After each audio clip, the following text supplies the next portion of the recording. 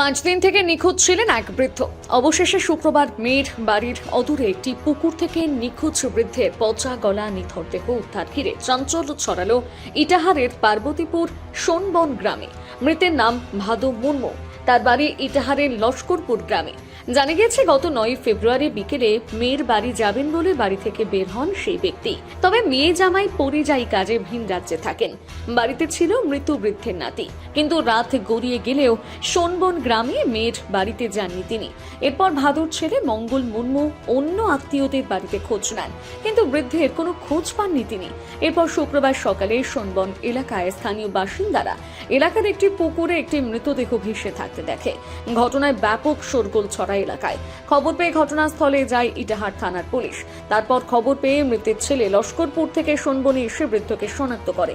মৃতের পরিজনের দাবি, আগেও এই ধরনের নিখোঁজের ঘটনা ঘটেছে, তবে বিগত দিনে ভাদু বাড়ি ফিরে এসেছিলেন। পুলিশ পুকুর থেকে মৃতদেহ উদ্ধার করে প্রথমে ইটাহার গ্রামীণ হাসপাতালে নিয়ে আসেন।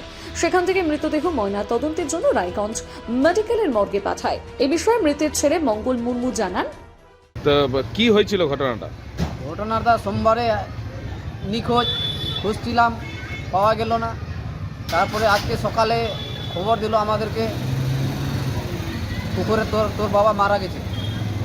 তারপরে আমরা সকালে গেলাম, সকালে দেখে শুনে দেখে আসলাম আমার বাবাই হয়।